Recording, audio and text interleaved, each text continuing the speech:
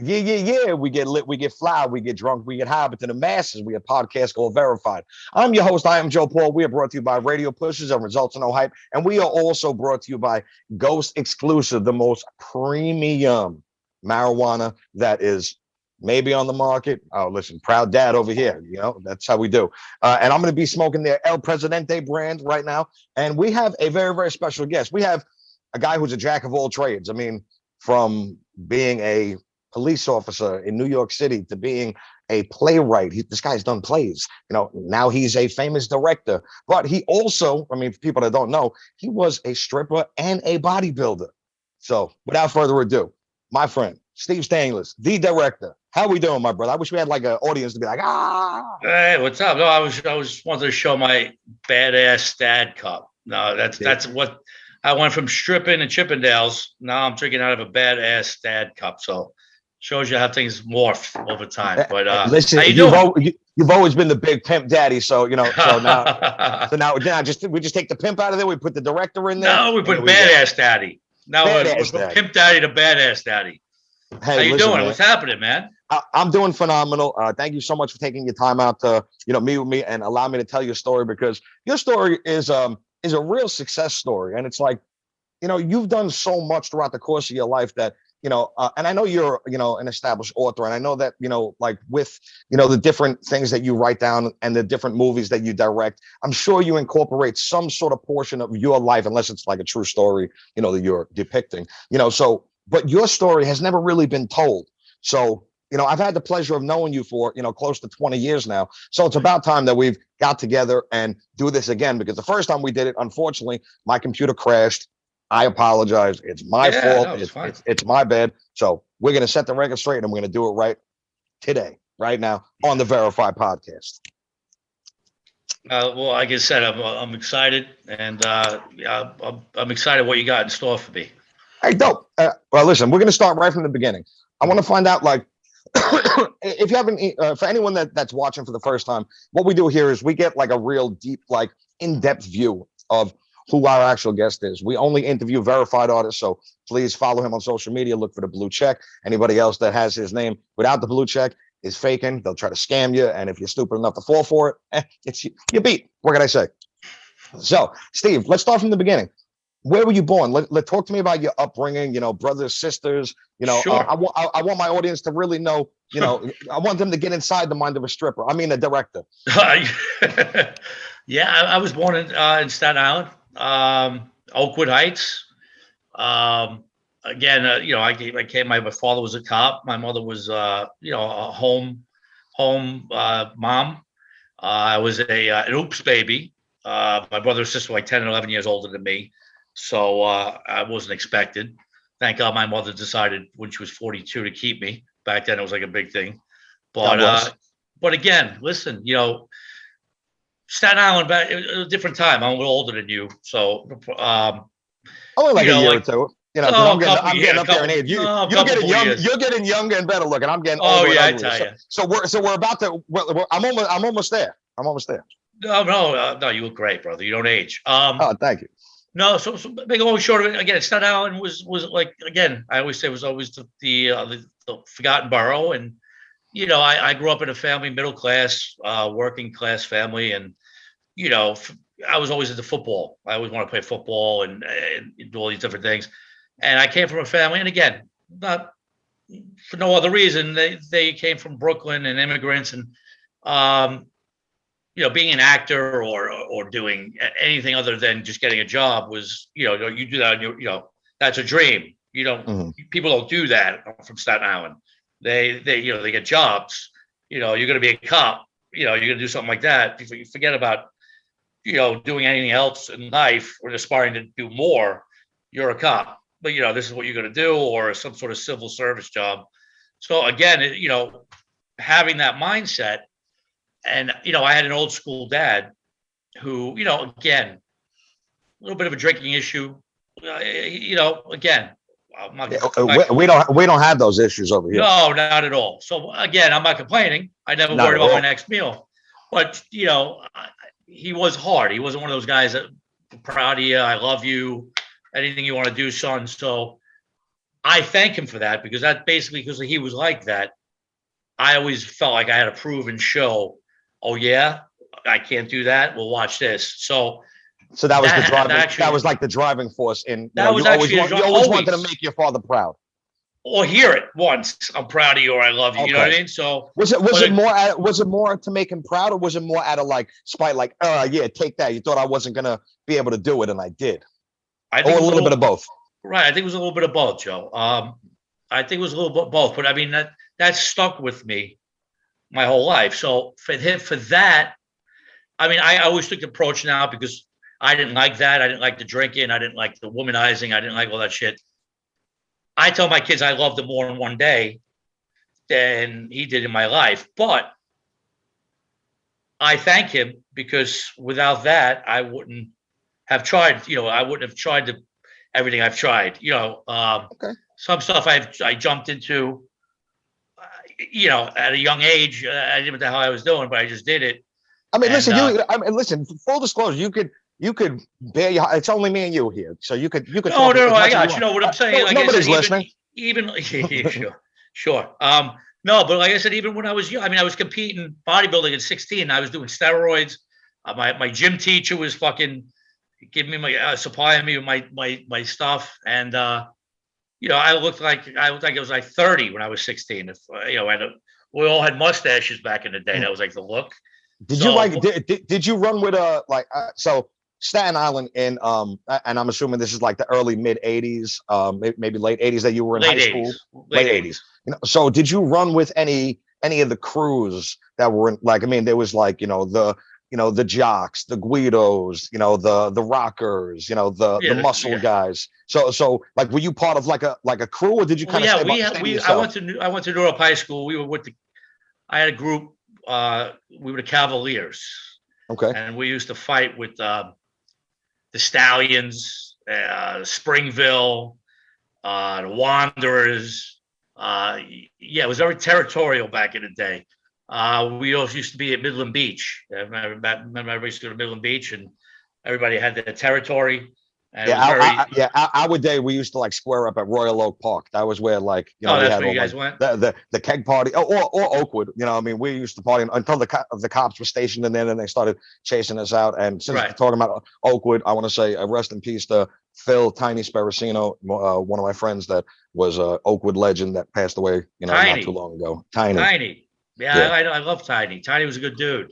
I didn't know him super well, but I knew Tiny very well. My brother was better friends with him, but such a great kid, and we just lost Carmine too. I mean, I'm not sure if you were familiar. I don't know if Carmine. I know. I probably know him. I don't realize I do, maybe. But Tiny, again, I knew Rob Stefanelli was our common friend. I don't know if you know Rob. Okay. Yeah, but, I know. I'm not, just by face. I don't know him that well. But I mean, in Staten Island, we're just. I bring this up because we're just losing, too many people. So I'm sure back in your day, well, from the Cavaliers, I'm sure you weren't too cavalier when it came to, squaring up and duking it out. Yeah. Although a lot of those guys back in the day, there was never a one-on-one fight. It was always who had the most guys would be the winners. You know what I mean? But yeah, I mean, so yes, that was growing up, and again, I started working out, bodybuilding. Again, back then there was no internet. There was no reference. So whatever you were taking, whatever the guy would tell you, would hope he knew what the fuck he was talking about, because then you would just do it. And I don't know what my parents were. Yeah, to all the kids out there, all we had was this thing called Encyclopedia Britannica. We didn't have Google. If it wasn't in the encyclopedia, it was foreign. Like, it might as well have been brain surgery on Mars to us. Right. So I mean, I again, whenever time I had to hope whoever was telling me what I was doing knew what the fuck they were doing, and probably didn't. Well, luckily, not bad ever happened. But so I started that at an early age. And that morphed into the whole Chippendale thing. Now, how'd you you're probably skipping like 5 or 6. Yeah. Great stories in between that. So talk to me after high school. What was your mind frame like? Were you thinking, I'm going to go to college? Like, did you have any aspirations of still, being a jock, in college with, following with football, or did you want to go to pro bodybuilding immediately? Well, again, with the whole working out thing was always cool. Again, there's no money in working bodybuilding, but especially again back then, you were either a pro. There was no Instagram. You could be a fucking fitness model. There's so many ways. I was born 15 years too early because between everything I did with the, being a security to the stars, stripping this, that, I would have been a YouTube sensation. I was about 10 years too late. But anyway, to make a long story of it, you're a sensation to me, my friend. That's all that matters. Oh, thank you. But my first day of college, I sit next to this guy, and we kind of hit it off. I went to college in Staten Island, and he's like, "I got to work tonight." And I'm like, "What do you do?" He's like, "I work at Chippendale." So I'm like, "Get the fuck out of here!" Really? He's like, "Why? Would you be interested?" I'm like, "Yeah."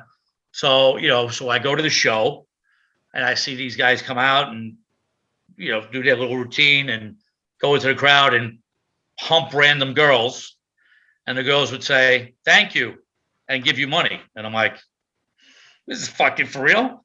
So That's great. I do that. I'll be brought up on charges. Cue the SVU music. Right. Right. So exactly. So they're like, okay. So they're like, what? We got to give you a stage name. Like, everybody had like these crazy names like Wild Child and Stingray, and I'm like, how about Steve Savage? And it stuck. And then again, I see that in Lights, like when in Boogie Nights, when he's like, I have this one name, and I just see it in Lights, and it's like Dirk Diggler, Steve funny. Savage. Listen, I still have you in my phone as Steve Savage. That's funny, and what's funny? I'll get back to that because it's a funny story about that. But so I was too young to be dancing, so I had to get fake ID because you had to be 21. But then I got called to do the Richard Bay show and Ricky Lake, and it was a huge deal because again, when we were younger, there was no cable. There was only 7 channels. There was 7 channels. So and on one of those channels was the Richard Bay and Ricky Lake. Right, and if you were on TV, everybody saw you. So that became a big thing for me. Doing both those shows, and then I got called around that time when I was 20 by the police department, and I was like, should I do it? And my father's like, what are you going to dance for your whole rest of your life? So I ended up taking the job. And again, make a long short of that, I never stopped dancing. So again, no social media. So you got away. You got away with moonlighting. I got away with moonlighting. Again, I wasn't because who's going to see you dancing at Chippendales? None of your fellow brother officers are going to go there. Right. And there's no social media for them to be like, oh shit, right. We got Steve Savage, the police officer, dancing on stage, shaking his thing. Right, exactly. And the funny thing about that was, it's not like I was in a different spot every week. I was in the same spot. So, at any time somebody could have came, IAB, whatever. It wasn't hard to find. And then I had a female police captain who oh shit. Ended up coming to the show. Oh my God, bro! Yeah, by happenstance, she was like at a party, a bachelor party, and I'm like, oh no, because I as I'm ready to get announced, I see her, get in the corner stage left, and I'm like, what am I gonna? You could have been this, yo, Billy. I need to borrow your mask. Be like, they can't see my face tonight. That was like a movie scene. Anyway, I went out and she was cool and. The funny thing is, back then everybody knew what I did, but nobody cared. It was a different time. I was jacked up on steroids. I was, when I got out of the car, people were like, what the fuck? When I was a cop. But again, I did my job. Again, I did what I had to do. But what I'm saying is, when people in that era knew me, when they got pulled over by other cops, they'd say, I know Steve Savage, and they're like, all right, if you know him, what's his real name? And I think they couldn't name my name. So for years, nobody knew me as Steve Stanulis. And it's fast forward to today, I tell people I used to be Steve Savage and nobody believes it. So it's just funny how things, come full circle. That's great. That's great. I mean, listen, that's such a phenomenal story. And in the movie of your life, that scene where your female captain comes to your show is definitely in there. I don't care. Okay. Without a doubt. I don't need to be executive director for it or executive producer, but I'm going to put my veto stamp in there. And that scene has to be in there. And again, and the funny thing is, Joe, I'm like a little yenta. You got me going. Well, you should. I mean, listen, we've known each other for over 20 years. So if you're not comfortable with me, who are you going to be comfortable with? Right. So, and listen, we're just two guys having a drink. Nobody's listening. We're just shooting the shit. Don't worry. Yeah, right. Exactly. Until you put it out there. But so what? I'm jumping a little bit, but it all tie in. So one day I'm at Chippendales. This is how I get to the next part. One day I'm at Chippendales, and this guy is there, and he's like, "I got these two girls at my penthouse. I want you to dance for." I'm like, "Yeah, all right, bro." So I go downstairs. And one of the dancers comes down and says, "That guy's still waiting for you." So I'm like, "All right, let me go upstaiz." So I go upstairs. I go, "Dude, I'm a cop." I picture the guy.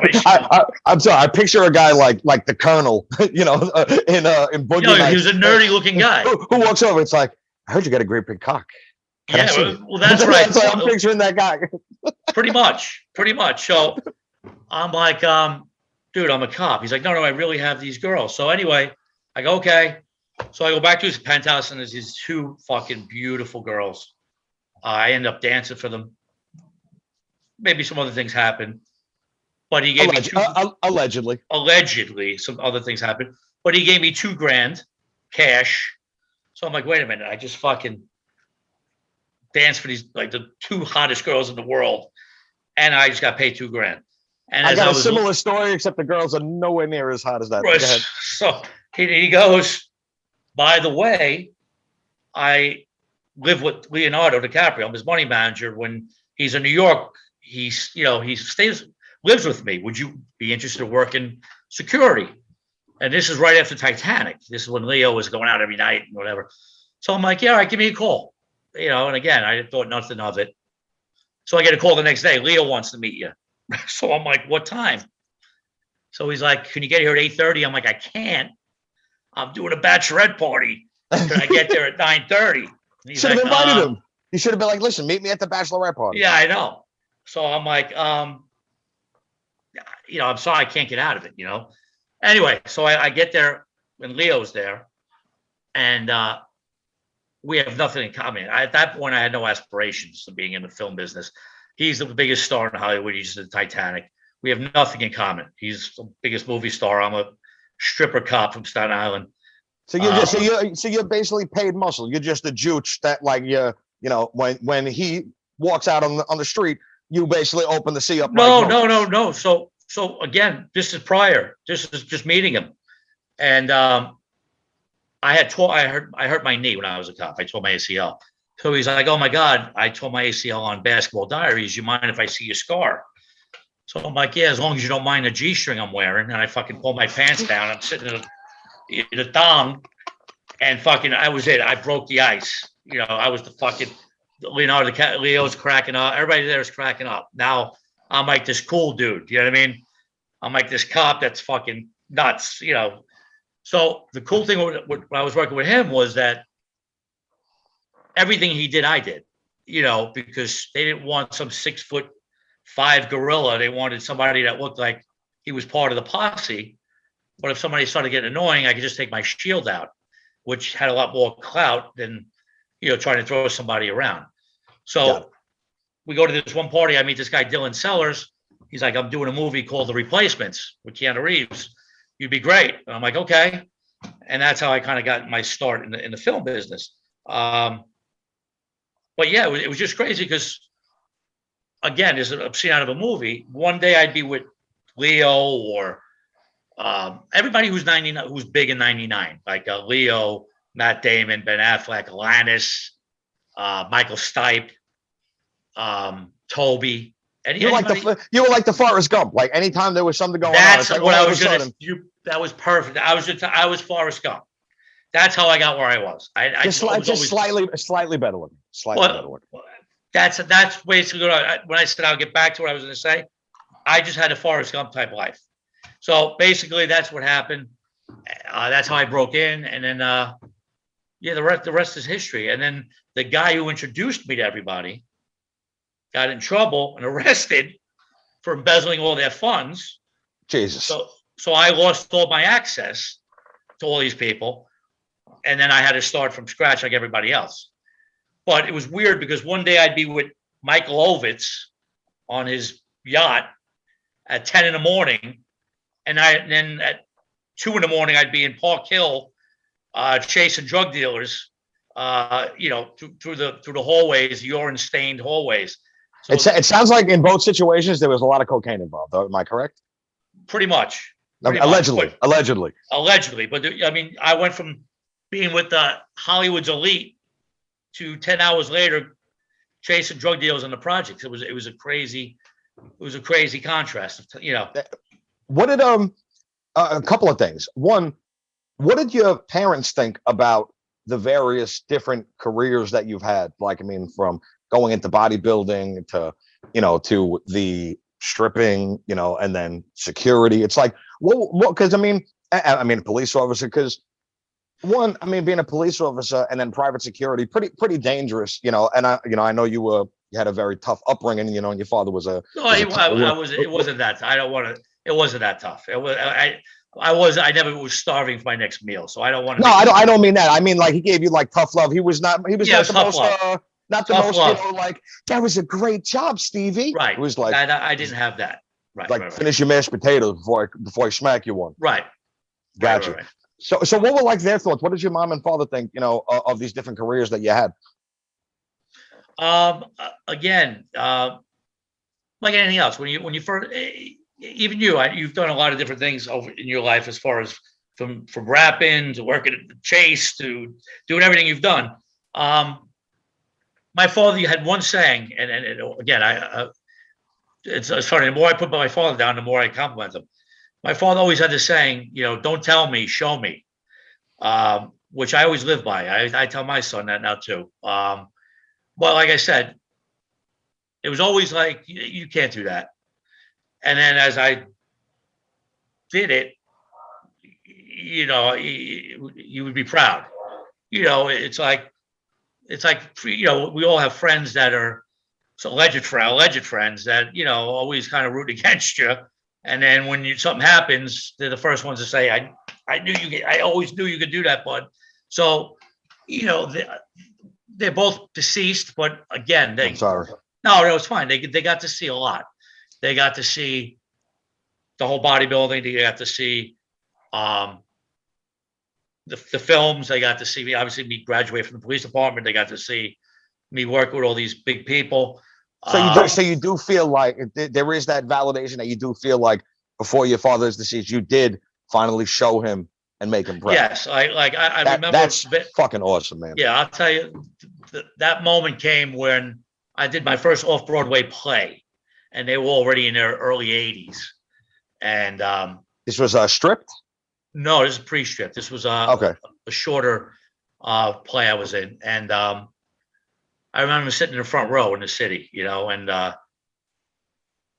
when I was doing the scene, I could see them beaming. You know what I mean? And again, that was my that was my moment, and I guess their moment to say, "Holy shit, this guy, he's the leading, he's at the leading role in a play in the city, and that was my moment." And again, I'll never forget that.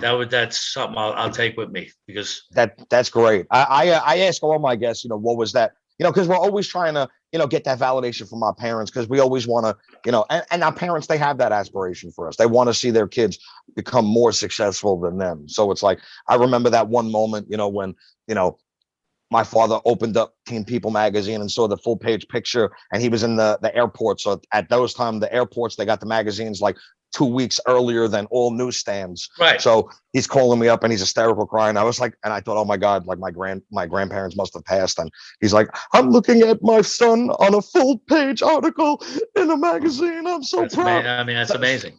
So that was my moment right there. But that's a beautiful story right there. Yeah, no, that was my moment with them. That was validated myself with them. Were they ever worried like that you were like about how dangerous being a cop was, especially like back in those times? No, because my father was a cop, my brother was a cop, my uncle was a cop, both sides. It was just something that I was kind of runs deep. Got it.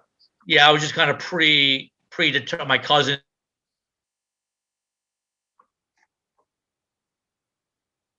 I might write something here. I don't know what just happened. Listen, blame Zoom technology, but please continue. No, I got lucky in the fact where I didn't have any life threatening injury. I hurt my knee, so I got out after 7 years. So I did do the cop thing. Again, I had a lot of great stories that I love being. I love doing what I was doing then. I just I felt like I could have done. I was in the uniform and being. I'm not the same guy that could do the same thing every day. I don't know. There's probably a lot of people out there like that. And a cop was a lot different than working in a cubicle because every day you were out with your partner doing different things, but still having to be in the same spot every morning in my uniform at roll call. I just felt I could be doing better. Yeah, I mean, listen, I think you found your calling with your directing now, because it's like you hit it like out of the park. You've been doing some phenomenal things. You've had some like really, really big actors that have been in your movies. You've been, acclaimed on so many different platforms. I mean, it's a blessing to see somebody from Staten Island that actually made it, that isn't a piece of shit. So, thank you for not being a piece of shit, Steve. I appreciate it. Thank you. I mean, you know what though?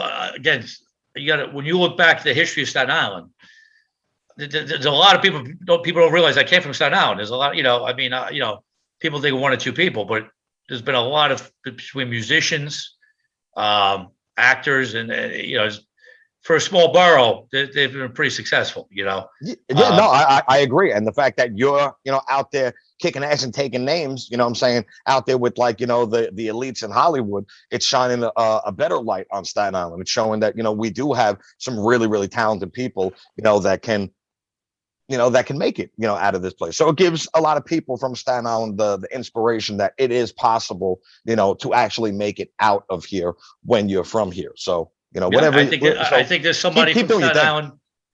I think there's somebody from Staten Island other than me with Kim Kardashian right now. I think so too. Did you see the SNL skit? It was pretty funny. That was great. Walking in Memphis, walking in Staten. I knew we were going to. I literally, like, not on this paper, but on my other paper, it says, "Don't talk about walking in Staten." That's funny. Because what? Now we're here. Might as well undress it and unpack it. What do you think? Do you think it was a smite at her, or like a stab at Staten Island, or was it just like trying to make fun? No, I think again it's lighthearted. I don't think it was anything was ill will.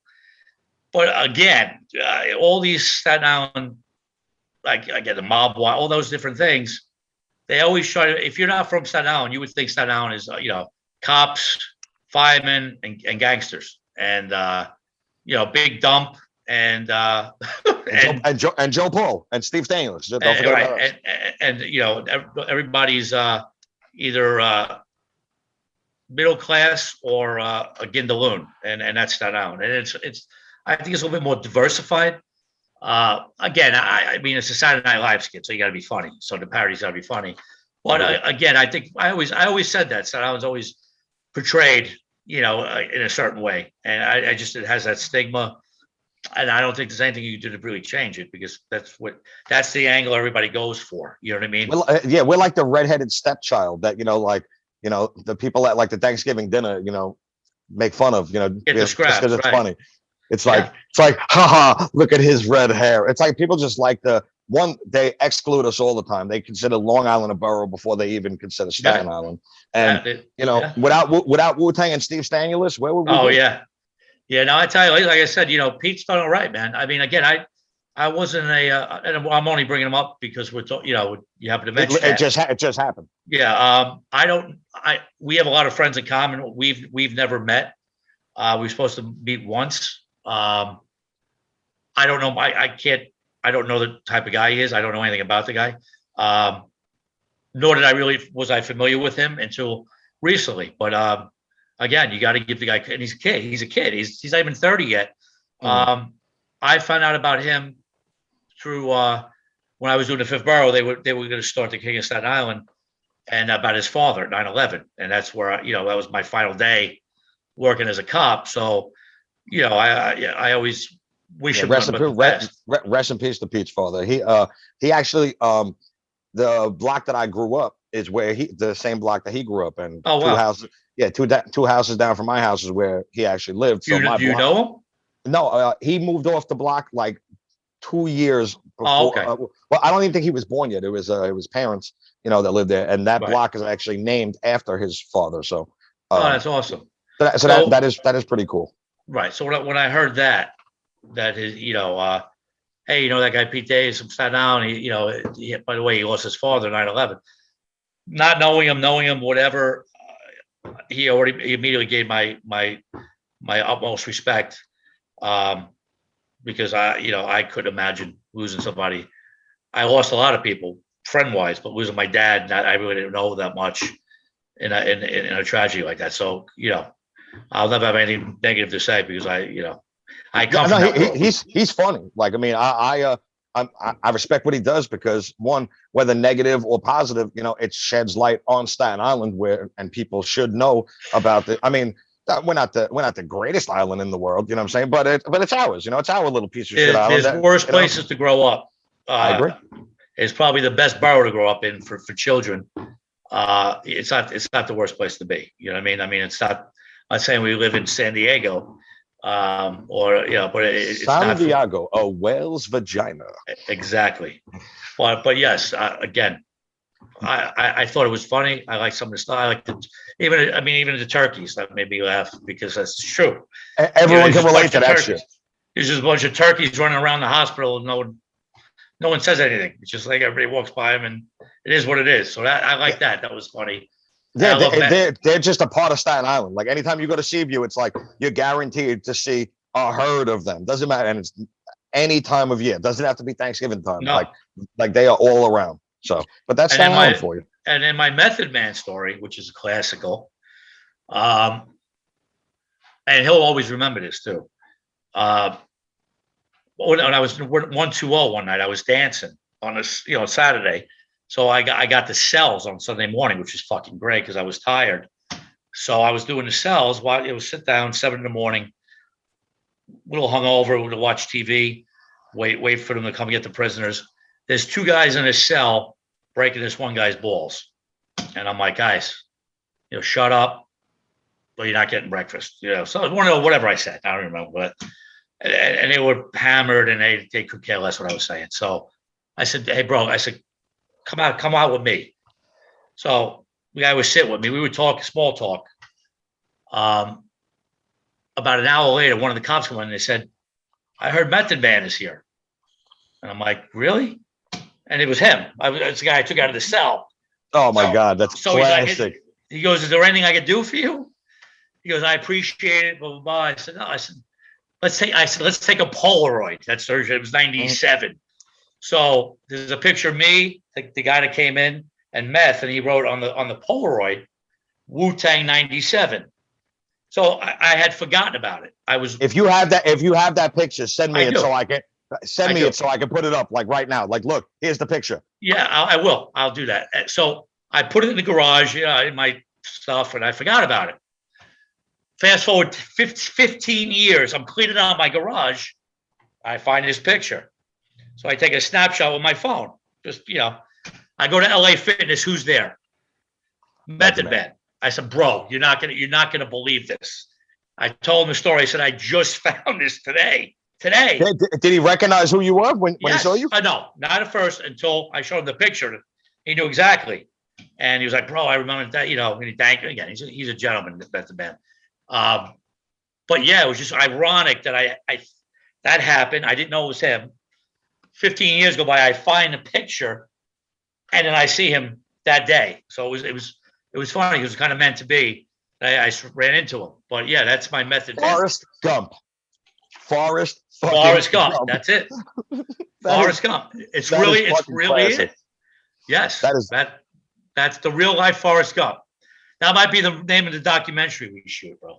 Hey, listen, as long as I get 10% and I can do the movie soundtrack, listen, we got no problems. Don't worry about it. What, you think I'm kidding? Look what I'm writing. I'm writing this down right now. Hey, listen, I have it recorded right here, so everyone sees it. Okay, documented. You do. It's true.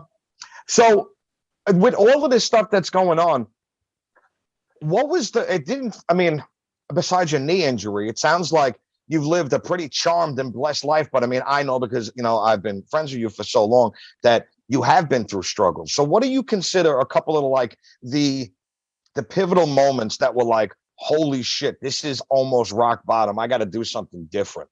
Did you ever get to that point? I mean, a couple times. I mean, acting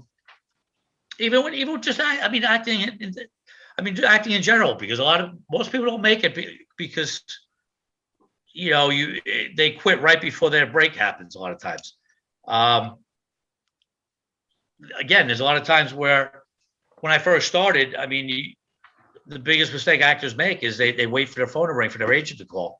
And again, create your own shit. You know what I mean? And I didn't have the platforms we have to get today, where you could go on YouTube and fucking do anything, stupid shit, and all of a sudden.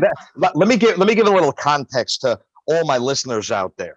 So what you had to do back then is one, hopefully you weren't getting scammed by the agency and they send you to their photo guy where you have to spend $1,000 to get these professional headshots. Bob is on. Right. You'll get 1,000 headshots. And then if you were lucky enough, to have them do it for you, they would staple your resume or your bio on the back of it. But most of the time you will have to do that yourself and then put it into an envelope, put the packaging in, and then send that to all these agencies according to the casting calls that you'd be lucky enough to get if you were on the mailing list. And I don't mean an email mailing list. I mean a mailing list where you had to look in the mail, see it, go get your headshot, put it in the envelope, put it out, pray to God. Yeah. So yeah, I mean, that was, again, so the thing was, at one point, I was so, again, when you were making films, it was either, you got a theatrical release, got picked up for Blockbuster, or you got nothing. There was no, hey, let me upload this to Vimeo. It was a terrible time to be a filmmaker.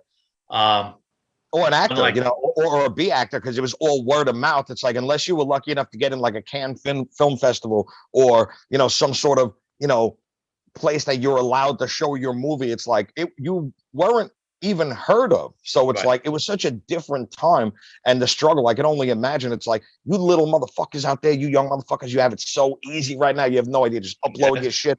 Girls, you just show your fucking titties on Instagram and you're a fucking star. I'm going to get titties soon. I swear. If this doesn't work, I'm getting titties. I'm not. I'll pay for them if you get them. I'll pay for them, bro.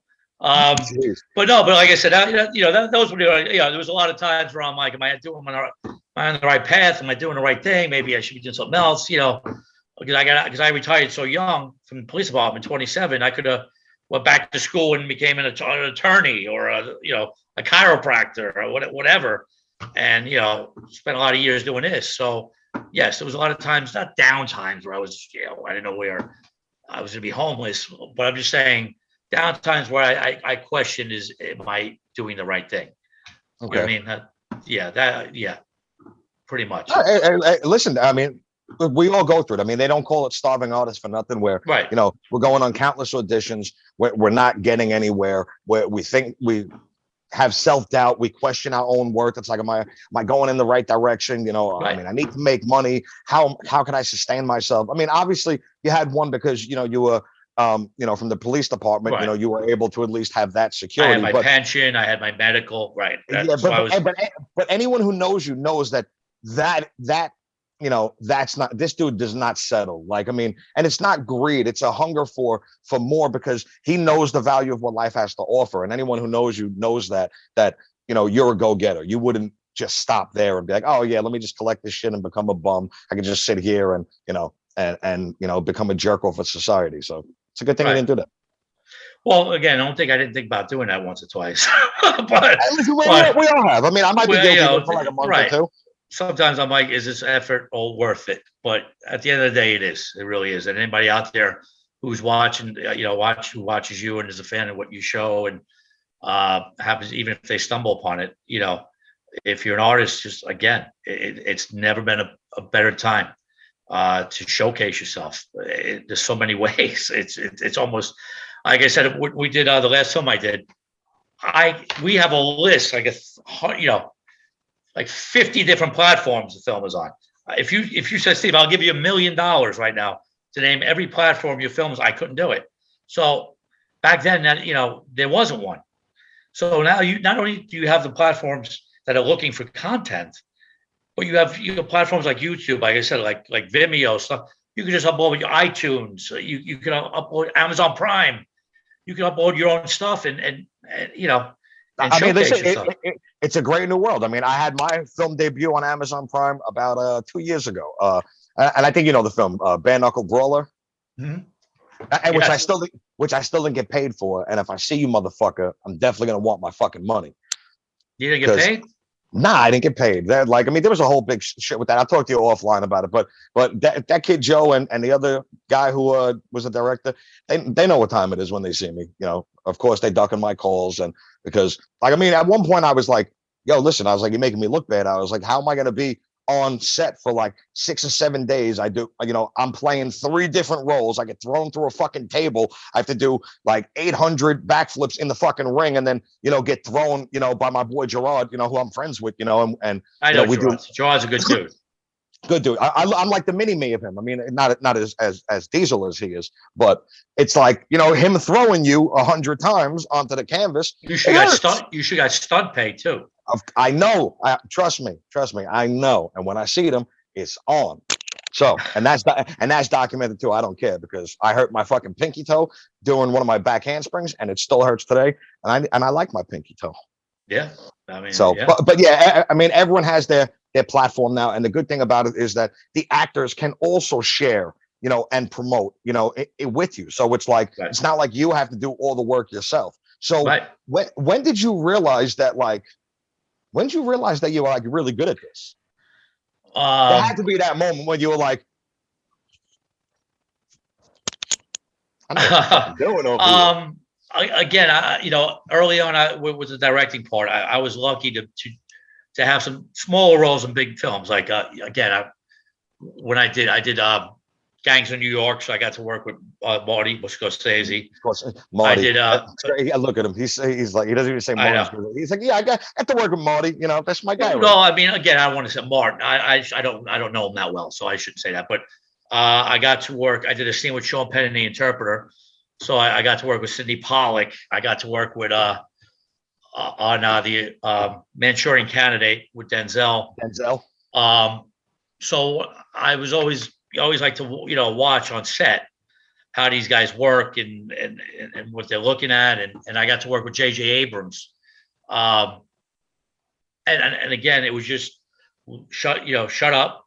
I already know what I know. Let me soak in what I don't, and it's I don't want to say. So you were a student. So you were a student to the game. You were learn my thing, and the thing is, actually, when we do a film on a smaller budget, what I do is actually harder than what Scorsese does, because there's a script supervisor, there's first AD, second AD, assistants, all different camera. He just has to sit there and he could shoot something 100 times when he's no object. Where when you're doing something on an independent level, time is money, and you got to wear like money. You got to be stealth. Hats. You have to wear numerous hats. You shoot a scene, someone's in your ear about a meal penalty, who has a peanut allergy during lunch, all these different things. So I'm not saying, we're better on any sense of the level. I'm just saying it's a lot harder. If you threw Scorsese right now on a $300,000, $400,000 budget and said, go, I don't think that's exactly what I mean. That's what I love about the content creators about today. They make so much from so little. And as one of those content creators that I probably made over 150 videos throughout the course of my music life, and having to I mean, I take the Alfred Hitchcock role also, just like you do. I'm the director of it, but I also star in it. Right. It's like having to wear so many hats, and basically you're the one that if it fails, you're the face of it. So you're the one that has to take all of the fucking shit if something goes wrong. So right. give me one, I mean, just because, this is an entertainment podcast, give me one catastrophic failure in one of your shootings. Like, did like a set design fall? I mean, and if you're in litigation because of a court case, obviously don't say nothing, but tell me one occasion. I was like incursion, one occasion where you were like, oh my God, it would be better to die right now, this very second. 5 seconds later, you're fine. But give me a catastrophe that happened. Yeah, we did Chronicle of a Serial Killer. Again, it was just a pure stupid thing. It wasn't so much a set thing. It was one of our producers was paying one of our actors. I'll leave her name out of it right now, but no, nobody's listening. You could say it. Nobody's listening. It's all right. So, she was getting her per diem. But we were all in the room, and instead of just taking it to the side, she yelled, "Hey, I got your money, your 700, whatever, cash." Now, was she taking it in cash or cocaine? You could be honest. I would have been better off in cocaine. So, we all go to set. We go to set, and one of the PAs comes back to the thing and steals the money. And then jets. So, I mean, we get him on camera, we get him on everything, but now this actress is pissed, and again, she should be.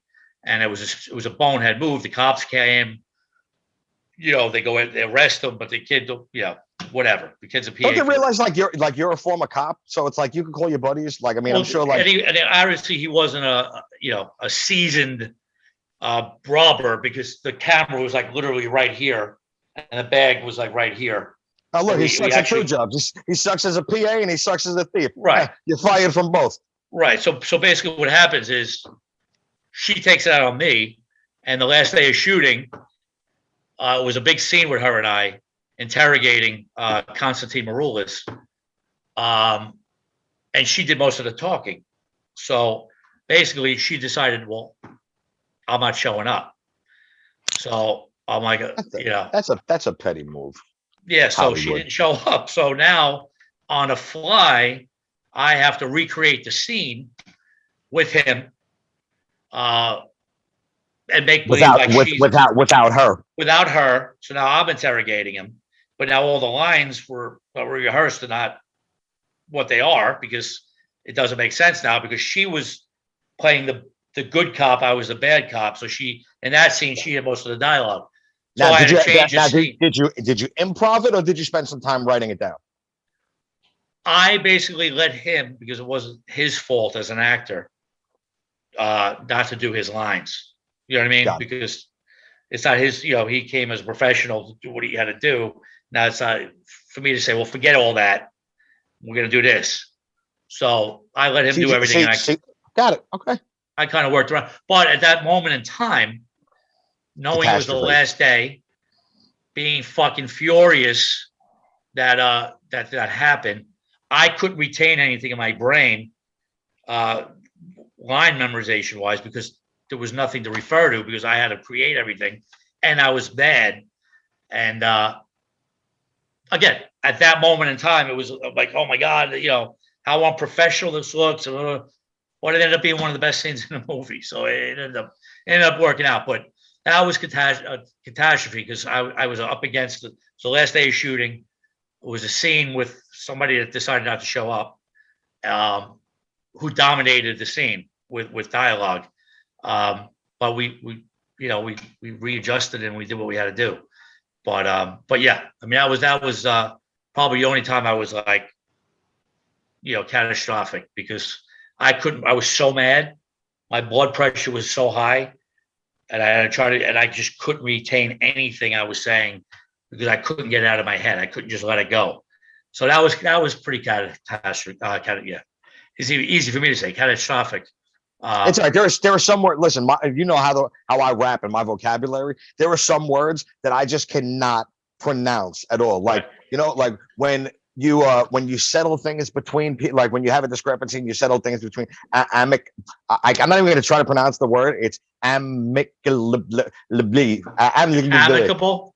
Yeah, amicable, but with the blee at the end of it. I can't pronounce that word for the fucking life of me. So don't even try anything. Well, I mean, then again, I had to teach myself how to talk again. Do you know about the surgery that I had? I had a cyst. No. I had a cyst in my face the size of a golf ball, like right here. That's why, like when I speak, this like is kind of lazy. I don't know, like I do it unconsciously because it's like because it's frozen. But yeah, they went through my upper gums. They had to take out this gigantic cyst that was like growing inside my nasal passage. Really? Not my nasal passage. It was inside like my face, like right here, this whole area. So when that happened, I couldn't speak for about a month and a half. And then for the next month and a half, I had to train myself to use my mouth muscles again and then be able to rap. So thank God. And funny enough, it was like there's a song by Big Pun that I just kept on saying over and over and over. Dead in the middle of little did we know that we riddled to middlemen who didn't do diddly. And that like strengthened, my rapping enunciation. So so I can't pronounce that word whatever that is, but I can do everything else though. So I've been through the struggle also. I didn't even know that. I didn't know that, man. Yeah, I mean, it's not something that I like, publicize or anything like that. It's like it was, a whole bunch of years back. For the past 5 years, I had 4 surgeries, like ranging it from different things. That's why I've been so crazy during COVID, with, stay the fuck away from me. Like, I'm not trying to get sick. I don't want to get nothing. I'm not trying to hear nothing. I don't know if my immune system can fight it. Had a bunch of surgeries. I'm taking care of my dad. You dirty motherfuckers, stay away from me. The funniest thing is, like, these people, some of these people that I know will go to a strip club. They will literally put their tongue in a stripper's ass, and then say, I don't want to take the vaccine. I don't know what's in it. It's like, bro, you just ate herpes and gonorrhea. It's like, and then you were another time for that conversation. Anyway. Yeah. Steve, there's a quote that you live by that when I read it, I really related to it. And it's, if you dream out loud. And I really relate to that because I say this on a lot of podcasts that 0.1% of us on this earth are actually able to put ourselves in a position to chase our dreams. Mm-hmm. Okay, would you agree with that? Absolutely. 0.01% of that 0.1% actually put ourselves in a position to live that dream. So I feel like if you dream out loud is the epitome of how I live. So I love that. I love that quote about you. So I wanted to say kudos to that. So there was also another thing that struck me, and I have a line in my song that actually says the same exact thing that you did. So when you showed up in Forbes, you said, how's that? How do you like them apples? So me and you together, I want Steve, go like this. Go like this. Right, exactly. There you go. There you go. So this is for Steve's homeroom teacher in New York. There you go. He would not amount to nothing. Mr. Calaswano. Jokes on you, motherfucker. I don't know where he is, but he's probably dead. Rest in peace. Rest in peace. Listen, but he doubted you. But that was a strengthening tool, because anytime somebody doubts me, it always gives me the motivation that similar to you, like your father. You know what I'm saying? Right. Whatever's the driving force, whatever I'll take it. Yeah, I'll take it and I'll use it as a stepping stone, as and a foot in the ass to get me to where I need to go anyway. So Agreed. So how did you wind up landing these A-list actors in your movies? Now, I mean, I got to imagine, obviously, the budget has to be there for them, but I know that you have relationships with all of them. So I want you to discuss how important relationship building is, and that sometimes the relationships that you have can supersede what they might get paid from a gigantic Hollywood producer. So talk to us a little bit about that. Well, like I said, 99% of this business, unfortunately, is bullshit and fugazi and unethical.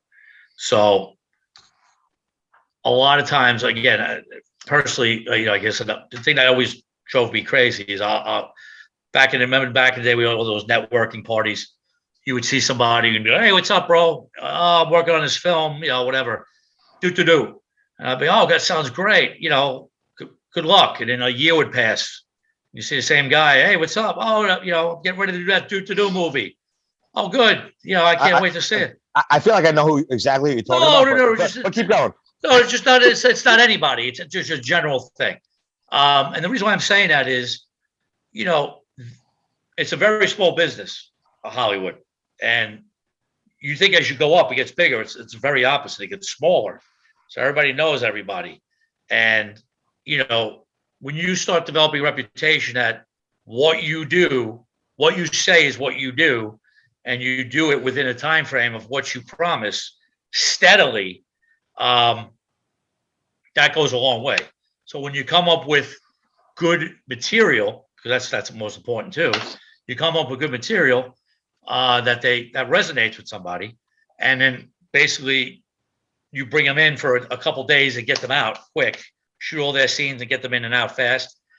You'd be surprised who you could get for 80, 90, 100 grand first class for 3-4 days. And the thing is just get them in and out. So when you shoot the film, obviously the first 3-4 days they're in, they're gone. But when you watch the film, they're in the whole movie. So reputation has a lot to do with it. And a lot of people look to work with people because they're not used to having people that say they're going to do something and actually it gets done. So integrity is huge in this bit. In all areas of entertainment, integrity is almost like is right up there with trust. Right, because there's really not too much of it in this business. Like Weinstein. You know what I mean? Basically, I was gonna ask you about that. Like, anyone ever try to Me Too you or anything like that?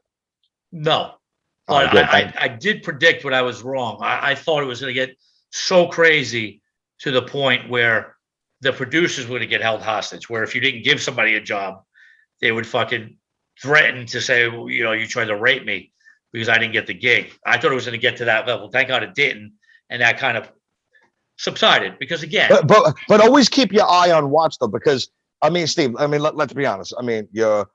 You're a young, good-looking guy in and one of the new up-and-comers kind of in Hollywood that people might try to run some sort of scams. And I just want you to know that if that day happens, you call me, I got nothing to lose. I will fucking do whatever I gotta do. Listen, we go back like that. So all you gotta do is ask. Just call from a burner phone so I can get rid of my phone.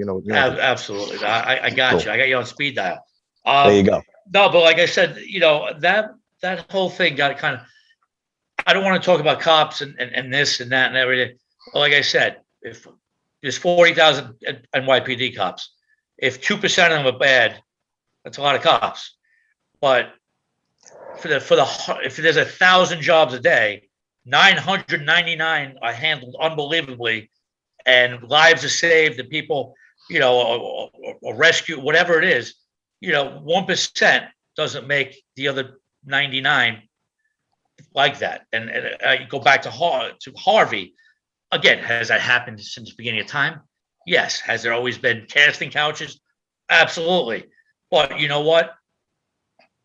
It takes two. Not that I'm saying I'm just justifying it, but if I tell you as a female, hey, I want to meet you for my new film, and I already have a reputation of doing that, and I say, let's meet at my hotel room tonight at 9:00. You bring the wine. Chances are, yeah, no. Hey, listen, if I had like one of those like real like fancy like computerized podcasts, like I would have like a whole bunch of red flags right. posted on the screen right now. So right, but I'm saying is I understand.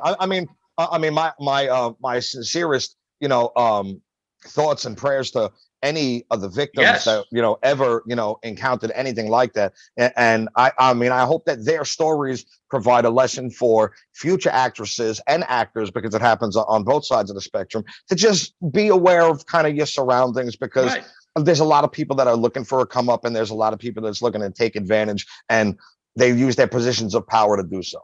And but again, that's everywhere. That's in the business. That's in in commodities, that's in anywhere. People. Okay, so we'll go real fast. You just say Yeah, yes or no? They did it or they didn't do it. Okay.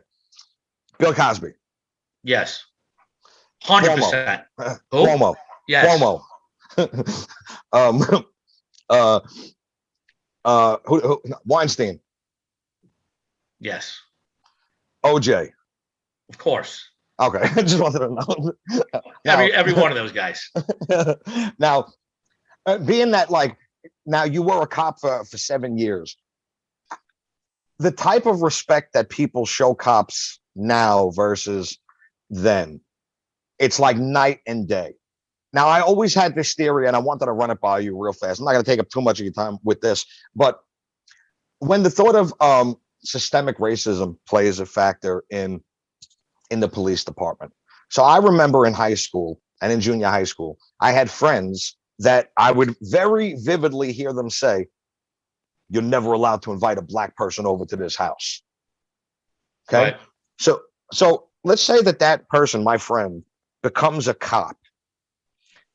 And he has that thought in his head all the time that obviously it was kind of instilled in him from his kind of racist parents. And that was old school. That's kind of what Staten Island was back in the day.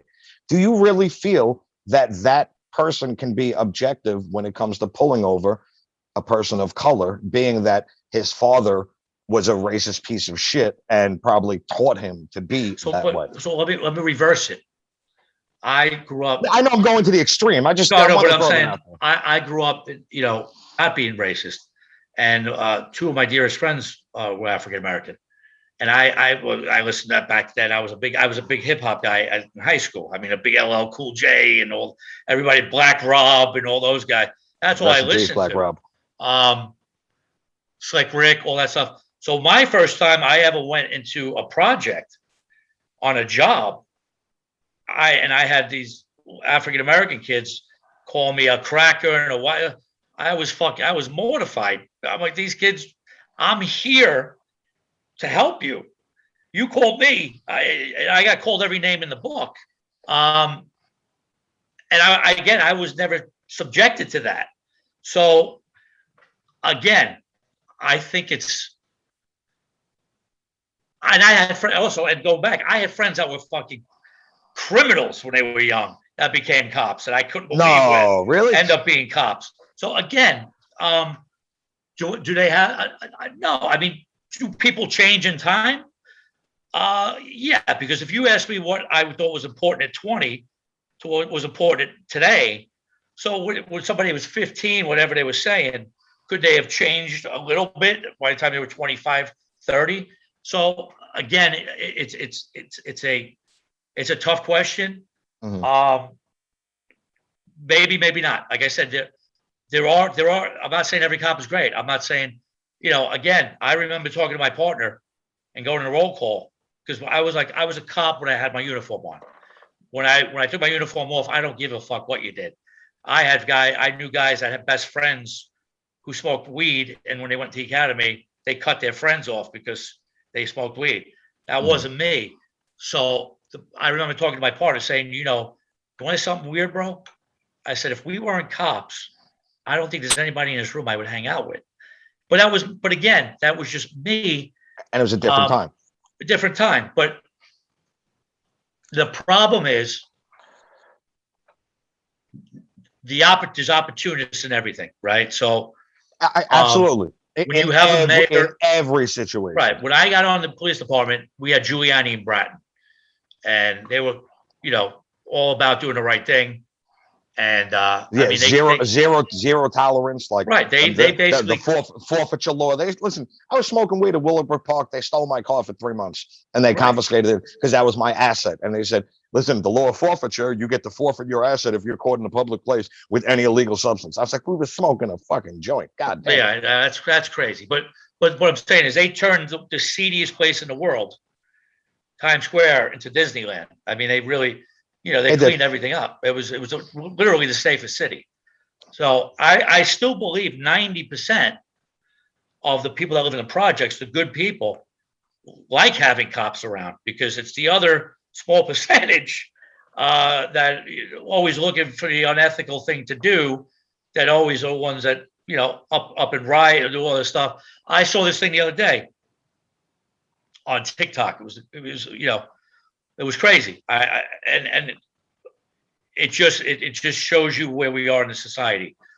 It is a little weird out there. Yeah, I mean, it was a Caucasian, he's a white kid that was in a garage band who had long blonde dreads.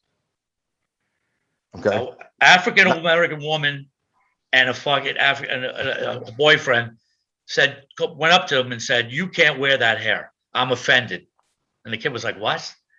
And she's like, "You heard what I said." Whatever she called him. Okay. I'm offended by looking at you with that hair, right? And she was trying that is a little offensive for her to say that. Okay, so she was trying to hold him down, and the guy had scissors. We're gonna try to cut again. They didn't realize that his buddy was filming live, and people were commenting. Even African American, like, what is it, crazy? But could you imagine if you swung it around and you went up to somebody of color, especially a female who may have blonde, long weave and blue contacts, and you said, "You know what? You can't wear that. It's offensive to me." Everybody be up in arms. So it's the. So you're saying the media portrays a double standard. The narrative has right. We live in a crazy. I never knew this until I became a cop. We almost live in China because they don't just tell you what the news is. It's not just here's what happened today. It's the narrative of you want to watch Fox, you'll get one way. You want to watch CNN, you'll get the other way. So the point is, it's the narrative, and that's why I tell people, listen. If you want the real news, you watch the Verified podcast. I tell it how it is. Podcast. Yeah, I never lie. Even when I tell the truth, I never lie. That's right. So, but what I'm trying to say is it's a tough time to be a cop, and I wouldn't be able to do it today. Do you think that, I mean, real fast, the last question I'm going to ask about the cop thing, and then I want to move past that because I know I've taken a bunch of your time and, you're busy. No, it's fine. Do you think cops nowadays need more sensitivity training and more, let me finish. And more training with the ability to recognize mental illness aside from criminal behavior? Well, again, one of the craziest stories I ever had, and it's a long-winded, but it's a good story to answer your question. We got a call one time, a man with a knife. And we went guns, lights and sirens, like every job. But a lot of times, 95% of it is bullshit. So you're talking, hey, what do you want to eat after this? So we go there, and the woman comes out. Oh my God, he's crazy. He's got a knife. So oh shit. We go in there. We turn the corner, and there's a guy with a knife. Little guy. Now at that time I was really big. I was all jacked up, and my partner was bigger than me. And we have our guns out, drop the knife. And the guy takes his tongue out, cuts it off, and he throws it at us. And we're like, Central FESU respond forthwith.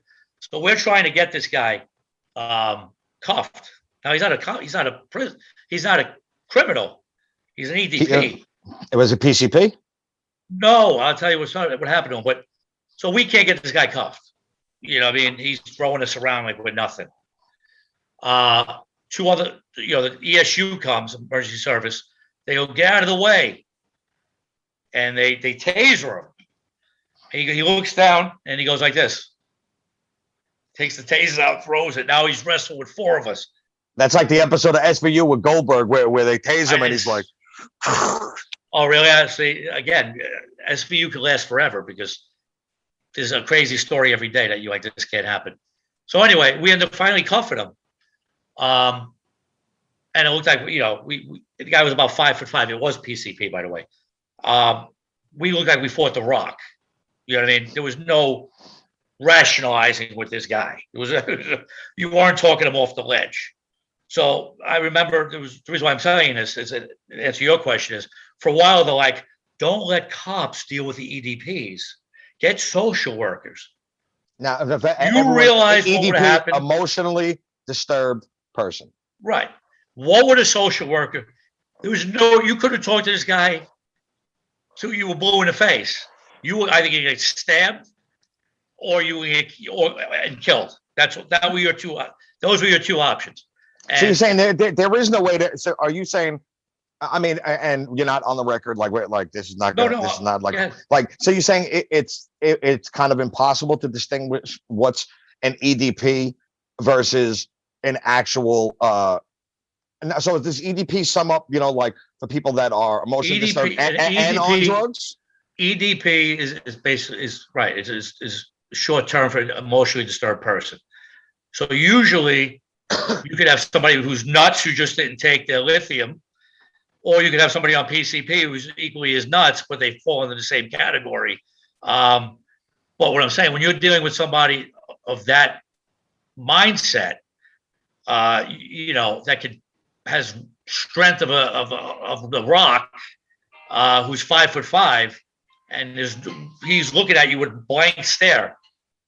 You're not getting a social worker in there to say, "Hey, buddy, let's sit down. Let's sit down and talk about it." Right. Yeah. So, especially after he slices off his own tongue. So right, and throws and after all that, we saved his tongue. We picked the tongue up and threw it on a cup of ice, and they sewed it back. You're such you're such a nice guy. Steve. I'm such a nice guy. So so it doesn't fit the name with savage. You know what I'm saying? Just to the ladies on with the strippers. Yeah, but to the cops, he was a sweetheart. It's Stevie sweetheart. It's tough to Monday morning a quarterback unless you're actually in that situation. But I'm telling you, when you're dealing with a real emotionally disturbed person, there's zero rationalization with them. You zero.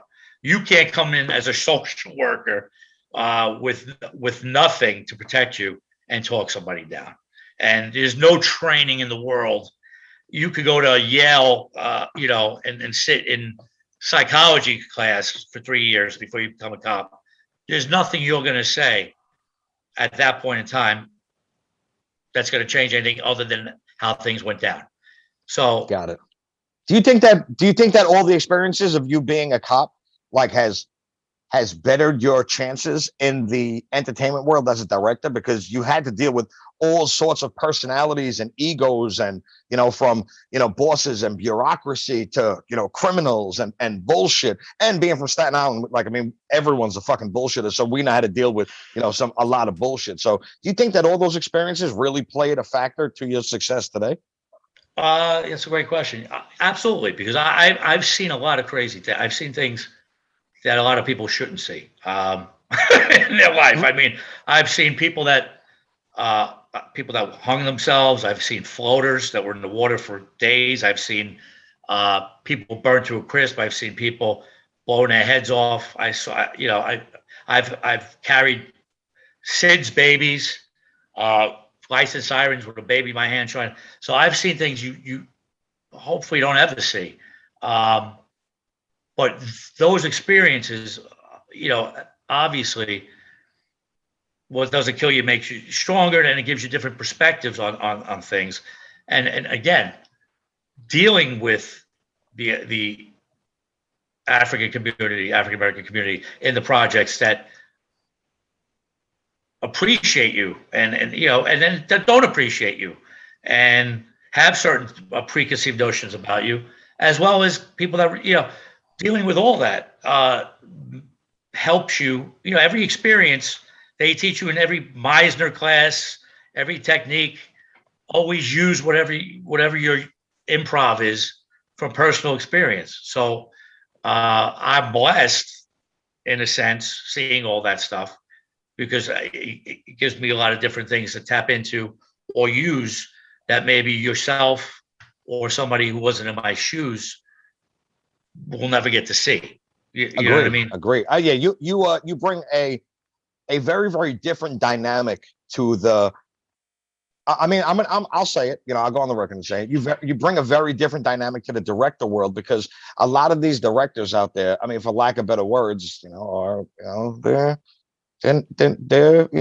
nerds. They're geeks. They haven't been out in the shit. They haven't fucking they haven't seen the shit that you've seen. For the lack of better words, like, you have the stripes to really do it, you know, because you've been up in it and seen it. So and I know it's not the rap world where, you know, any of that matters, but it gives you such a unique perspective that other directors would probably have to hire a specialist in certain fields when you already have that firsthand knowledge. So, you know, so I'll answer my own question. I think that attributes, you know, like almost 90% of your success because you've had to deal with everything. So keep on doing your thing, man. Well, thank you. No, and again, like I said, it's just being a chameleon. It goes back to the story I was saying, being with Hollywood's elite, and 10 hours later running through the projects trying to catch a drug dealer, and dealing with, you know, cops, who I wouldn't even tell them what I was doing the day before because they wouldn't even believe me.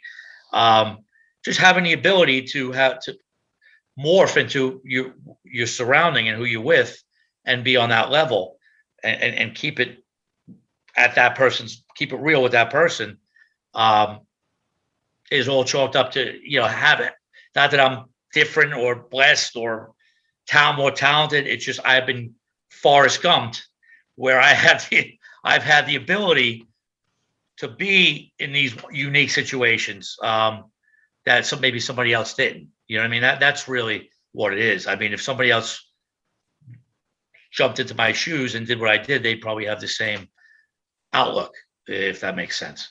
Same outlook, but they would not have the same success because not everyone could do what you do. And obviously the camera loves you because you already have been behind the camera and been in situations in no clothes practically where most people would just shy away and, you know, be scared. So you've taken on, you know, so many different roles that it's like you're too big to fail. Like, I mean, we're expecting huge things from you here, buddy. No, thank you very. I mean, listen, that's very humbling, and I know we know each other a long time, and I appreciate. Do you remember? I'm sorry to cut you off. And no, go ahead. Do you remember how we even fucking met? Who introduced us? I know we're talking about like the year like 2000 or 2001, 2000. It was definitely between, because I owned that gym for 2 years, from 2000 to 2002. So it was definitely in that time frame because you met me at my gym. Right. But somebody introduced us, somebody connected, introduced us, but I can't fucking remember. So listen. Oh, I thought you knew the answer. No, I'm asking you. I'm thinking, I was like, how the fuck do I even know Steve? I was like, because me and you just hit it off immediately. And for people that don't know, Steve was almost my first manager in my career. That's right. I remember you came to my house. And I tried to hook you up with a couple different people, because I liked all the stuff. I liked all your stuff, but it wasn't really my. It wasn't my. I appreciate that you like at least, you know, supported me even back then. You know what I'm saying? Yeah. So it's like, no, but I mean, you gave me like I had like a DVD. I'm sorry, a CD. Right. DVD. It was an enhanced CD. It was like one of the at the time it was the cutting edge, you know, where there was like it was a CD and a DVD in one. You know, it had video footage on it. It had pictures. Had me Smooth and Trigger, you know, rapping. But every one of those songs were great. Well, thank you. No, they were not. No, I'm serious. I mean, they were all hooky. No, wait until you hear my new material. I didn't do music the entire time during COVID. Because I didn't feel surprised. Creative. People were dying.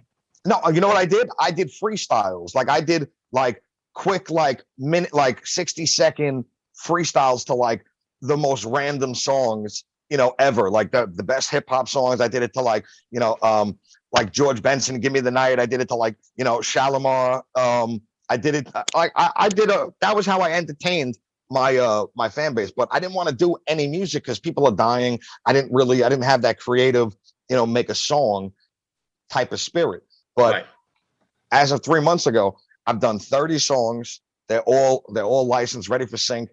Like it's the best stuff that I've ever done in the world. So when you have some time, me and you will sit down. I'll play you the whole thing. And I mean, I'm trying to follow in your footsteps. I'm doing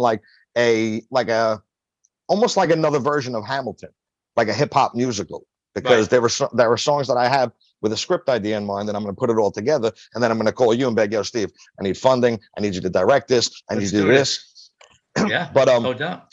before I let you go, what's one thing that you would like the public to know about you that maybe they don't know? Like, I mean, like what or what preconceived notion of you would you like to squash right now? Because people don't really get a chance to get on in you keep your circle small. Your acquaintance with a lot of people, but when in your friendship circle, it's not too big because I know that you don't trust too many people. So what's one thing you would like the public to know about you?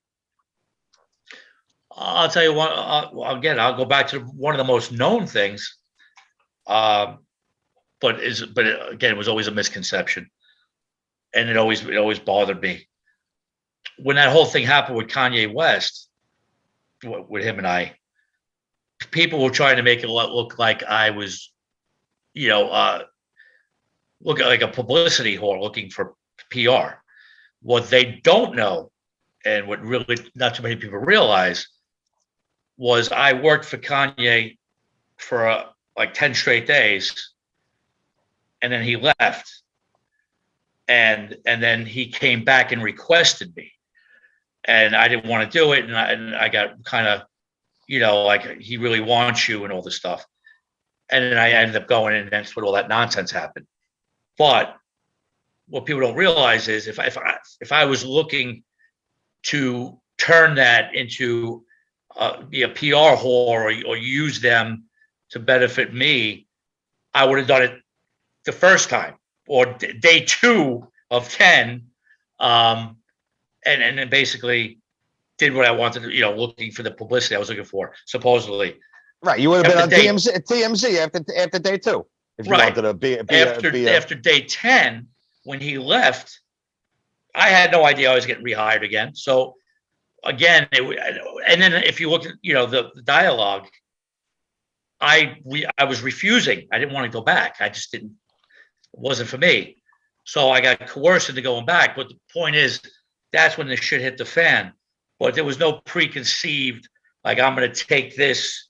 And they tried to spin it that I was just doing it to be, just better my career, be a parasite, all that stuff. And that always bothered me. He is that good-looking, schmoozy security guy who's trying to, hog all the attention from, Kanye and Kardashian. Right. And again, that was never my intention. Was to keep it quiet because I didn't do it for 15 years, and everybody knows me as a filmmaker. So the last thing I wanted people to know was for a couple of days I was working security again with Kanye West. So if anything, I wanted to keep it on the DL. Not fucking blow it up where it went worldwide. So right. So you could tell people, I got a new film. I'm probably gonna have Kanye in there. They don't know you're doing security, but now the gig is up. So then it goes. Well, I'm trying to hit on Kim. So again, so that again, if I had one thing I could take back, because if you Google me, that still eats up a lot of my Google. Really? Does it really? Yeah. Even after all the, I mean, Kanye is, one of the richest, black men, in the world, Yeah, but it wasn't. The funny thing is, and that I'm grateful for that, was they didn't turn that into that, and it was because it wasn't that. It was just that this happened. I didn't get paid, and every week I said, "Listen," they owed me like fucking $4,000, Joe. Every week they held back my pay. I said, "If you don't pay me this week, I'm going to take the next interview." And I would take another interview, and then next week we come back again, pay me, and then finally, I got paid. It wasn't it had nothing to do with it had nothing to do. It happened to be everybody I ever worked with. I never had an issue with on the same platform or level, if not even bigger than him. It just happened to fall that it was he's African American, but it was never about that. And thank God it wasn't about it, because it wasn't. It was just. I got fired for something I didn't do. And I had the ability and the clout to have it known where maybe somebody else could just got screwed.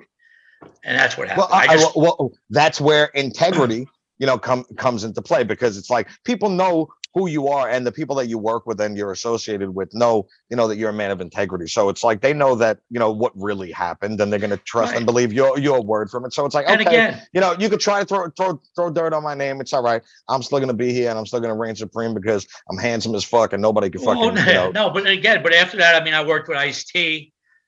My boy. I'm good friends with Meth. Sex, money, and guns. Right. X did work. I worked with everybody. So it wasn't, and X was one of my, we got very tight, X and I. Like I said, it wasn't such a sad loss to the hip hop world. Rest in peace, DMX. What was it? You know what? Well, before I let you go, what was it like working with DMX? Awesome. When you on a movie set, it's just a natural, organic thing. There's certain guys that you have nothing really in common with, that you do a film with and you never see them again, or if you just say hello when you see them.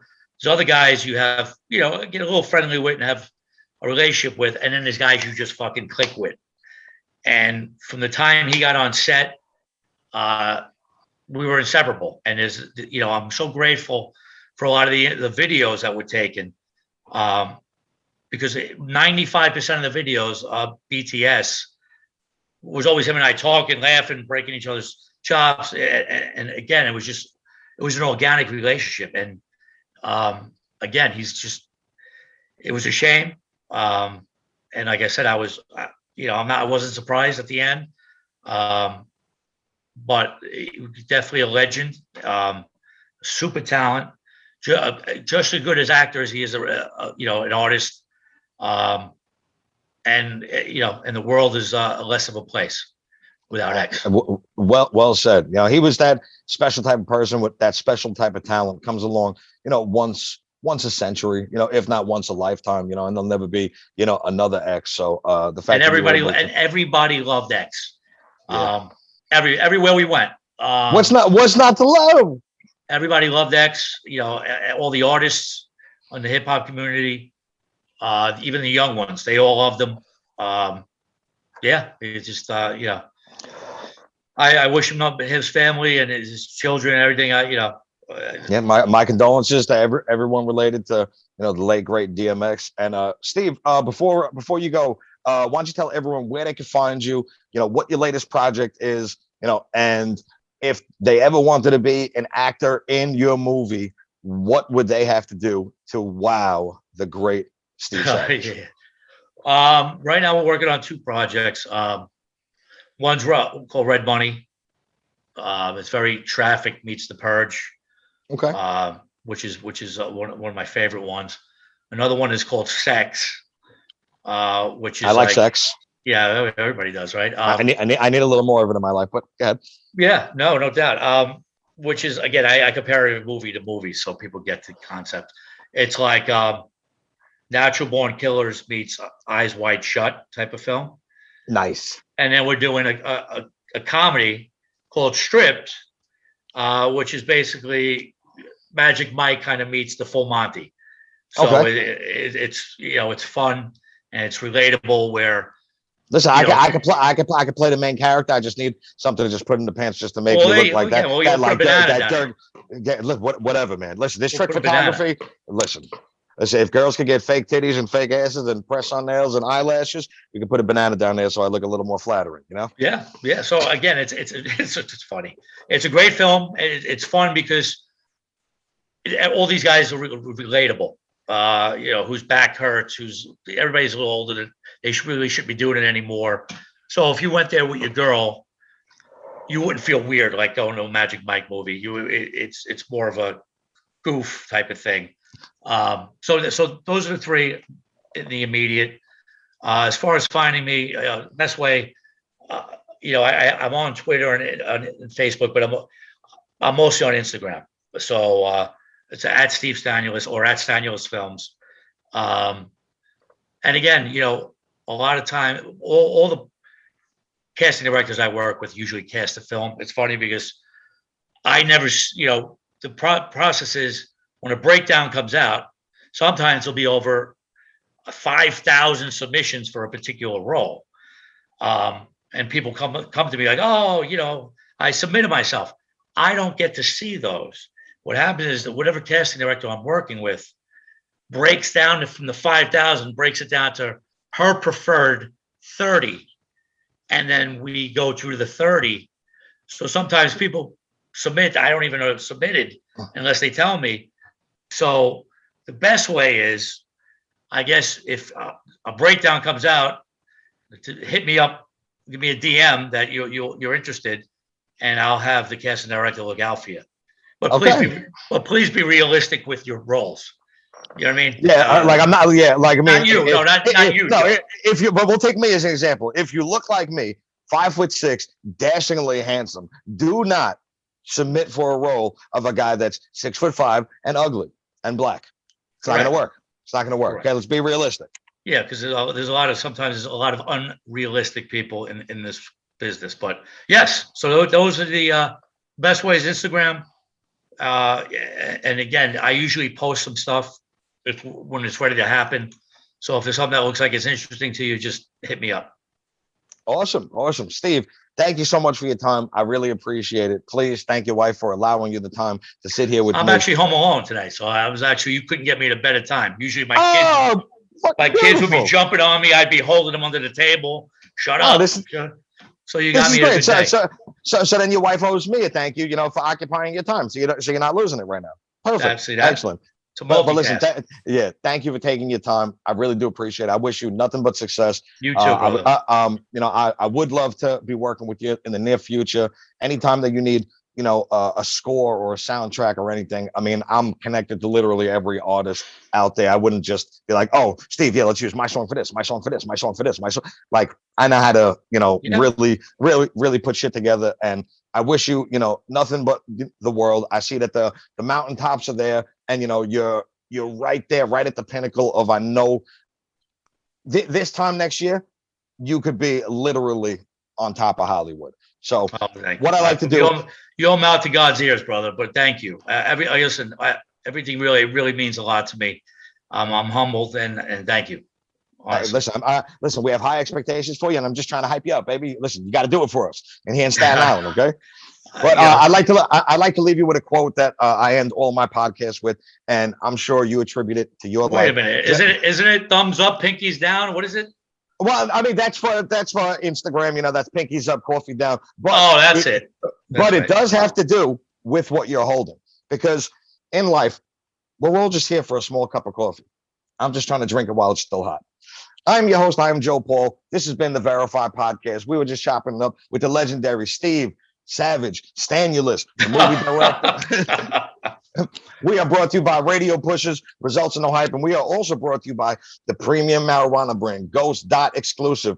Go follow them on Instagram. The reason why my eyes look like this is because I've been smoking this the entire time. So, Steve, one love. I love you. Don't go anywhere after this because I need a drop from you. But to everyone at home, we love you. Thank you for watching.